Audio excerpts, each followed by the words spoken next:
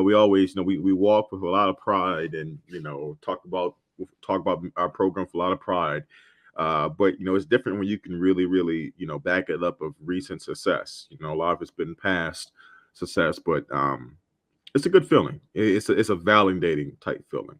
I think when you feel like you're a big dog, but you're not quite getting the results. But when you finally do get the big dog type of results, the top tier program type results, it's a really good feeling. You feel like, because now, in Michigan, they really are in a special class of a new program, another program that of a select few has reached the CFP.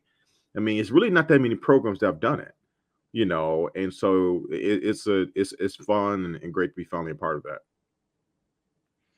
Yeah, and I think especially with the year that Michigan had last year, to Mhm. be 2-4, you had the quarterback carousel, so to speak. You started with Joe Milton, and then Cade came in halfway through the season, and you had the offseason with Jim Harbaugh with the contract, and he took less salary, and it was just kind of chaos over the offseason.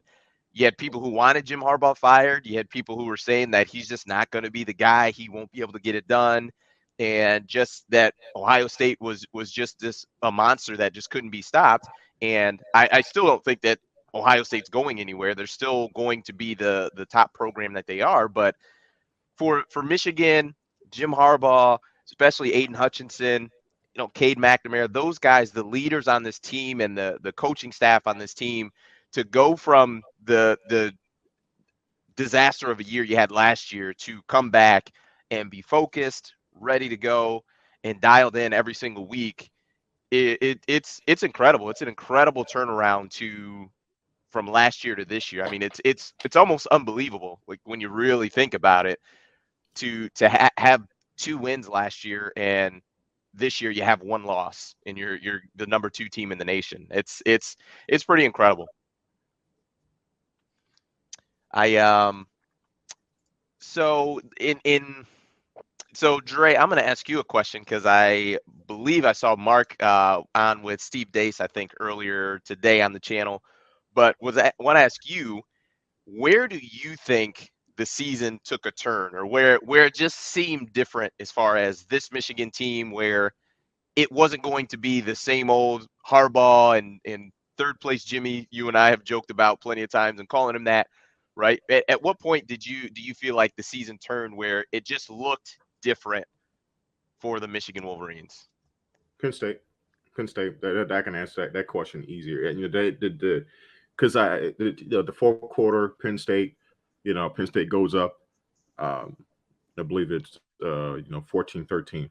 Um, was it 14-13? We won 17-14. No, it was 14-10. And uh, on the road, backs against the wall. And can you guys still hear me? Yep, go ahead. We Uh-oh. got you. I think Dre might have froze out. I think this happened last week. Can you guys still hear me? Yeah, we Yes. got you. I wonder if he can see the Can chat. you guys If hear me? I tell him. Yes, we can. You can't hear us. Okay, Nope. I'm sorry. Sure. You guys kind of froze on me. All right, sorry about that. No, what I was saying is that it was at Penn State, backs against the wall, and in previous years where this team would have wilted, to come up with that last drive, it felt different. It felt different, and from there you kind of knew, and you saw the elation on the sideline. You saw the elation on Harbaugh's face, the elation on Cade McNamara's face. I never forget after the game, they was interviewing Jimmy, and he just had a different look, right? And he didn't, like he did with the Big Ten title game interview. He kind of said a couple words, but he immediately went to Cade McNamara, I think, and it was like you just that felt like weight off their shoulders, like a road game they needed against a good opponent, a solid opponent in years they would have lost, and you feel like that was the start of something special. Yeah. I think Penn State is a really good one. I really looked at Wisconsin because that was Mm. early. essentially with Michigan and Wisconsin, they've basically gone back and forth that whoever's the home team is going to win. And for Michigan to go on the road, and even at that point, with I think that was 4 or 5 weeks into the season, for Michigan to go there and put up 38 points on a pretty darn good defense, I thought was a glimpse of it could look a little different. It could be a little bit different, and we talked about it post game. I remember that specifically on if that was a big game. We talked about it. That was one of the topics. Is this a big game for Jim Harbaugh, or is this kind of more of the same? And I think we both were in agreement that this is a big game, because even people who may not be as close to the Michigan program as far as watching the team week in and week out, like had Wisconsin won that, I think they may have been really, really shocked. But I think for people that are closer to the program, understand like this matchup, like this is something where it just seems like it is the home team is going to win, and a lot of times they're going to win big. So for Michigan to go on the road, and I don't think Wisconsin was ranked at that time, but nonetheless, I still thought that was a really big, I thought that was a turning point in the season, to where you look at it and you wonder if things are going to start to trend in the right way. And obviously hindsight's 2020, they definitely did. And it was a pretty good win for Michigan. So, Mark, I'm going to ask you, because I don't remember what your answer was, or if you did answer the question earlier. I think it was the 10-minute war. Yeah, That you were Steve on did ask Michigan me. podcast. Yeah, he pretty much asked me the same thing in regards to at what point did I know that this was for real? And I said, well, we differed going into the season, and in a sense, well, in a large sense, Steve turned out to be right, and I was somewhat wrong in that I was looking at a run-of-the-mill Michigan season, I thought, and hopefully Dre can get back with us, but I was looking at, they have the same talent as that they've had in the past. They've been a 9 or 10 win team. Throw out the 2-4. It's an aberration. It counts. And I think that those really top programs, Alabama, Ohio State, Clemson, were the ones that kind of weathered the storm last year. But other than that, you saw these wild card kind of results out there. And I think Michigan was part of that. So I threw out the 2-4, and I thought that they were going to come back with a pretty similar type team and level of team as they have. And they obviously exceeded that. So once they hit Wisconsin, and based on some things that you said, that they had not won on the road at Wisconsin in 20 some years. Obviously they don't play there all the time, but they were 0-5.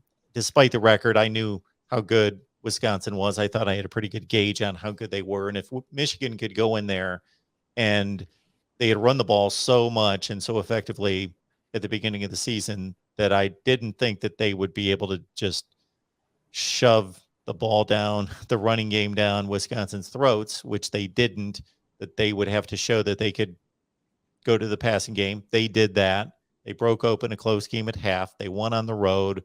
All those things that added up to me to say, okay, I don't know if they're going to win a Big Ten championship, but I know that this is a really good team, and they've cleared a big hurdle here. Yeah, it's interesting, because like you said, the 2-4 year, last year it affected different teams in different ways, and like you said, Michigan got hit really hard there.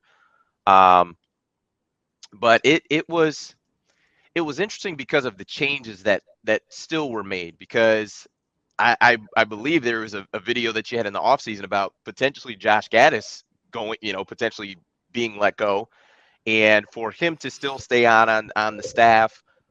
Also to bring in Mike McDonald, like we've talked about that as well.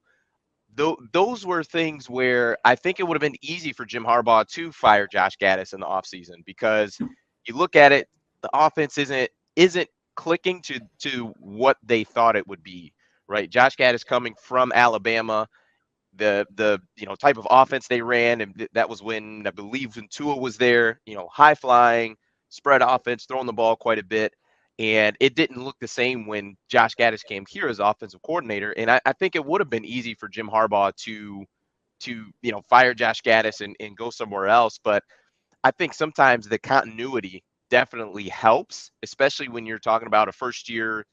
Really, we've kind of called Cade a first-year starting quarterback. I mean, he started a couple games, last year. But when you have a quarterback who's a first-year starter, having the same offensive coordinator can be a huge help for that guy as Cade develops and improved, got better and better throughout the season. I think you look at some of that continuity as potentially a reason, why he improved the way that he did. And then on the flip side, I mean, I Drake can vouch for me. I was not a fan of Don Brown at all. So to me, any defensive coordinator that you brought in was going to do a better job than what Don Brown did. And Mike McDonald has done that in way more. I mean, it's incredible the job that he's done this year.